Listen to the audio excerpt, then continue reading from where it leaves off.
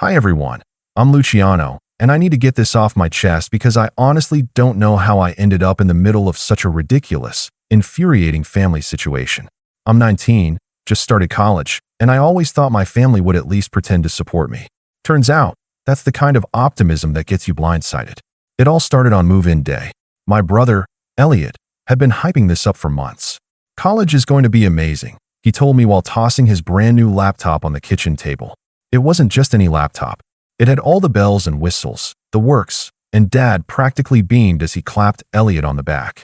"You're going places," Dad said, grinning like he'd just unlocked some secret of the universe. Then it was my turn. I was honestly nervous, expecting something maybe not as flashy but still decent, maybe a backpack, some dorm essentials. I tore into my box and froze. Inside was a bundle of used pens, a notebook with pages already half filled, and a few scraps of paper with scribbles on them. Mom was standing there, smirking like she'd just pulled off some brilliant trick.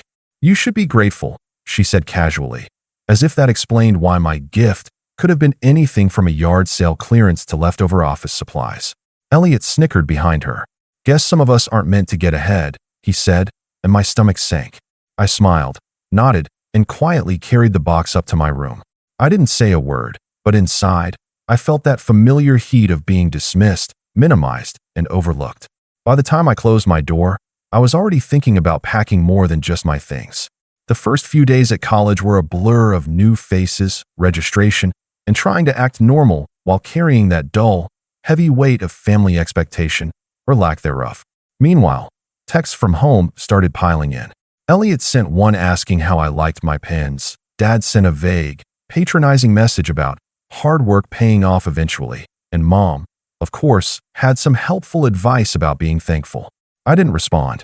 I just focused on school, keeping my head down, and trying to make the dorm feel like my own little corner of independence. Then things escalated in ways I didn't see coming. A week in, there was a knock at my door late one afternoon. I wasn't expecting anyone. Opening it, I nearly dropped my books.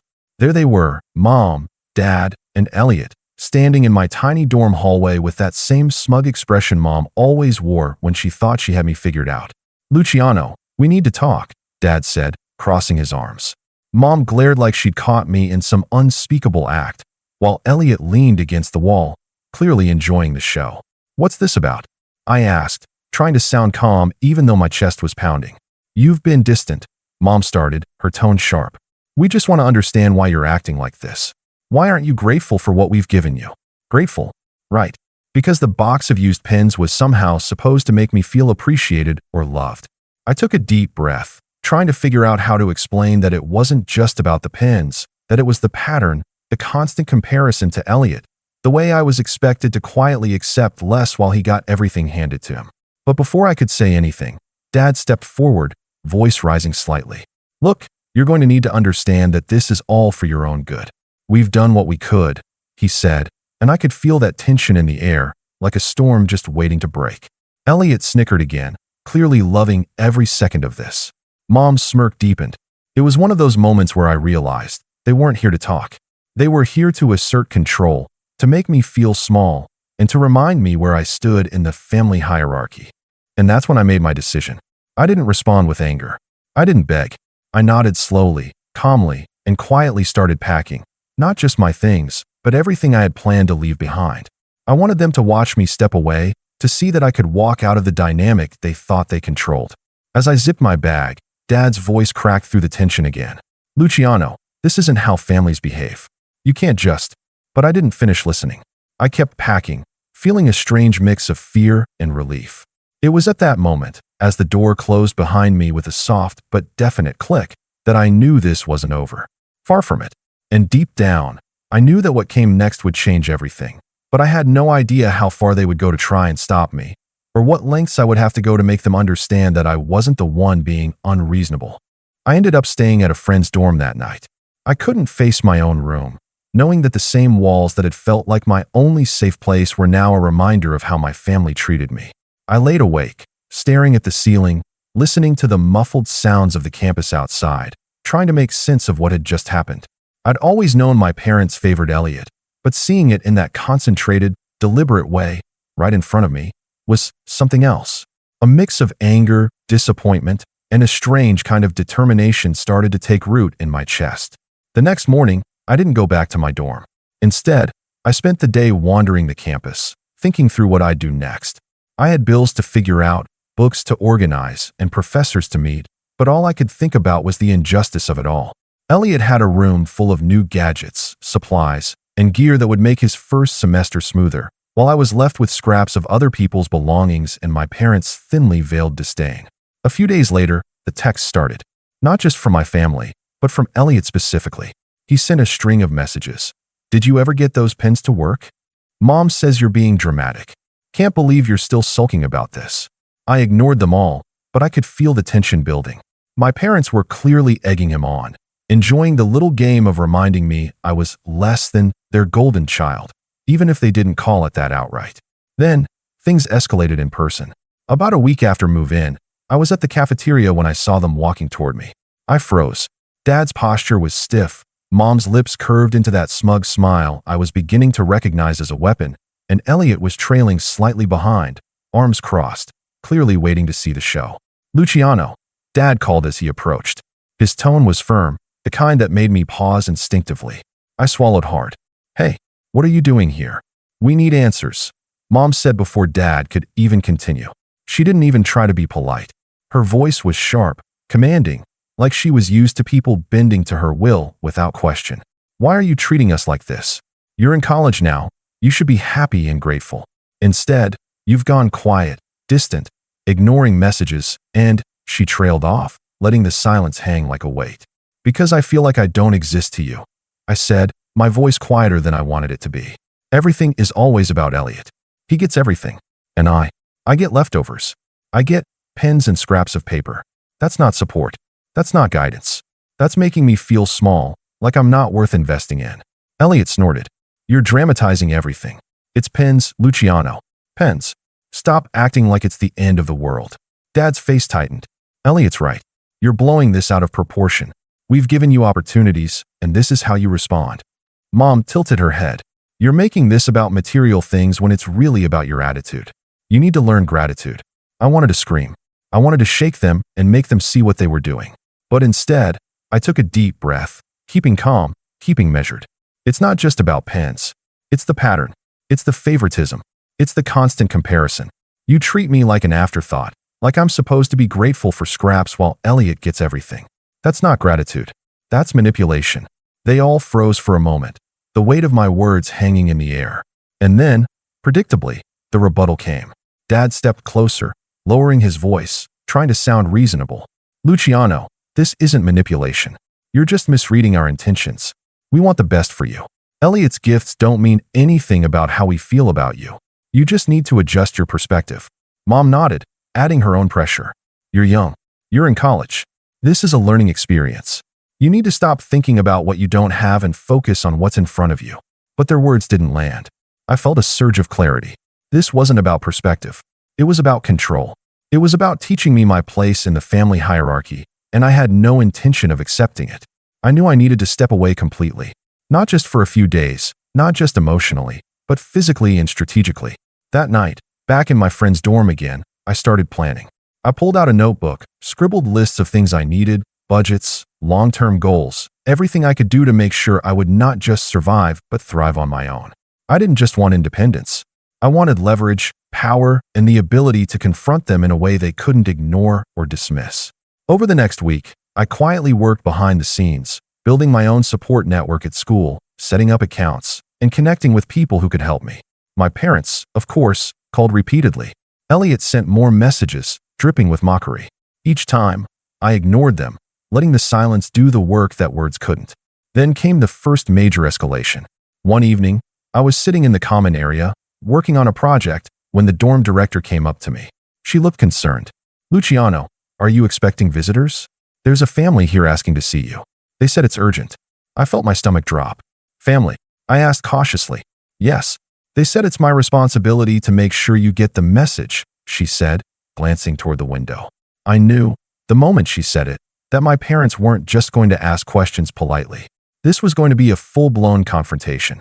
The air in the common room felt suddenly heavier, like the calm before a storm. I didn't panic. I had prepared as best as I could. But a small, icy part of me knew this was where the real challenge would begin. Because this wasn't just about pens anymore. This was about power, about recognition, about proving that I was more than the side character in their little family drama. And then I saw them, through the glass doors, walking up the walkway. Mom's smirk, Dad's rigid posture, Elliot's casual sneer, and I knew the next few minutes were going to decide everything. I took a deep breath as they stepped through the glass doors. Mom's eyes scanned the common room like a predator checking her territory. Dad's jaw was tight, the veins on his neck standing out, and Elliot just leaned against the wall with that smug, superior air that made me want to punch him, but I didn't. I had learned my lesson. Anger was a tool, not a weapon to waste. Luciano, Dad began, voice low but sharp. We need to understand what's going on. Why are you ignoring us? Why are you treating us this way? I didn't move from my chair. I didn't even look up at first, letting the silence stretch. I could feel their frustration mounting. The power they were used to having, the authority they assumed over me, was slipping through their fingers. Dad, Mom, Elliot, I finally said, calm, deliberate. I'm treating you exactly the way you've treated me for years. You've always prioritized Elliot. You've given him everything, gadgets, money, support, while I got leftovers and lectures about being grateful. I've been quiet. I've been polite. I've tried to ignore it. But now I'm done. Mom's lips tightened. Dad's brow furrowed. Elliot let out a soft laugh, like he didn't believe I could actually speak that way to them. I didn't come here to argue. I continued, voice steady. I came here because you needed to understand that your behavior has consequences. You can't just expect me to keep bending to your rules while you ignore my needs. Dad stepped closer, trying to loom over me. Luciano, you don't understand. I understand perfectly, I interrupted. I understand that I've been treated as less than my brother, that my efforts are minimized, and that my opinions don't matter. I understand that your version of support is giving me scraps while Elliot gets the feast. And I understand that if I let you walk over me any longer, nothing will change. Mom gasped, and Elliot's smirk faltered slightly. That small crack in their composure felt satisfying. I had them on edge, exactly where I wanted. Then I laid it out. I'm done living by your rules. I've been making arrangements, quietly, for weeks. I've opened my own bank account. I've applied for scholarships. I've connected with people who actually care about helping me succeed. And I'm telling you now, I'm not dependent on you anymore. Mom's smirk returned, sharper this time, like she was ready to turn the knives on me. You think you can just walk away? You're still in college, Luciano. You need us. I shook my head. I don't need you. I need opportunity, guidance, and support. If you want to help me, you'd start by treating me as an equal. But clearly, that's not going to happen. So I'm going to make my own way. And when I do, you'll realize that the person you've underestimated isn't the one sitting here quietly anymore. Dad's face went red, veins throbbing, while Elliot's smile was gone entirely. Mom's expression, though, was almost the most dangerous. That smirk didn't disappear. It sharpened, as if plotting. They were villains, all of them, and they knew I had just declared war on their control. Over the next few days, I set my plan into motion. I applied for extra shifts at work, saving every penny. I reached out to professors for extra guidance, forming connections they could never influence. I found part-time tutoring gigs that paid well and allowed me to build a network of people who respected me for my effort and intelligence. Slowly, methodically, I began to construct a version of myself they could never dismiss, a version independent of their approval. Meanwhile, their attempts to pressure me only grew. Elliot sent passive-aggressive messages, Dad called multiple times a day, and Mom found ways to leave letters that fell onto my desk with subtle threats or guilt-laden reminders. But I ignored all of it. Every attempt they made to destabilize me only reinforced my determination. One particularly tense moment came when they showed up at a campus event I was helping organize. I had spent weeks preparing for it, a student showcase highlighting community projects. I was proud of my work, and the event was a big deal. I spotted them at the edge of the crowd, trying to blend in, watching me, whispering to each other. I didn't acknowledge them. I let them hover like shadows, trying to remind me of the control they believed they still had. Then came the first real strike of my revenge. I had organized a feature during the showcase, a small exhibition of student achievements with a public acknowledgement of sponsors and supporters. In one section, I highlighted the students who had helped fund and support projects behind the scenes. Names appeared on a sleek digital display. And then, I quietly added something extra, an acknowledgement of all the support I had received from friends, mentors, and faculty who had invested in me because they believed in my potential. And there, in the middle of the list, I added a line under supporters who helped me thrive independently, with a small italic note. Not everyone in my family contributed equally. The effect was immediate. Mom's hand went to her mouth. Dad's eyes widened in disbelief. Elliot's jaw dropped. They had been watching, thinking they could intimidate me into compliance, and suddenly they were confronted with proof that I was thriving despite their attempts to control me. Their faces were priceless, a mix of anger, shock, and helplessness. Later that night, I received a call from Dad. I didn't answer. Mom sent a text, carefully measured, trying to guilt me. "We didn't expect this from you. We only want what's best." I didn't respond. Elliot sent a voice message, dripping with derision. I deleted it unread. It was clear now. They were rattled. They didn't expect me to fight back, to build something on my own, to quietly turn their attempts at control into fuel for my own success. And the best part? They had no idea how far I was willing to go. I had been planning quietly, step by step, constructing a situation where I could prove, without a shadow of a doubt, that I was capable of more than they ever imagined. But this was only the beginning. I still had leverage to gain, opportunities to create, and moments to turn the tables further.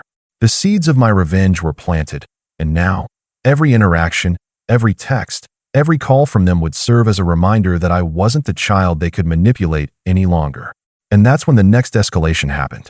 I got a text from Mom with a screenshot attached, a conversation between Elliot and a professor trying to undermine me, paint me as ungrateful and unworthy of certain campus privileges. That was it. That was the line they crossed. And I realized, in that moment, that if I wanted to truly take control, I wasn't just going to succeed. I was going to make them see exactly what they had tried to destroy and how wrong they were. I started planning the next move, carefully, slowly, methodically. Every detail mattered.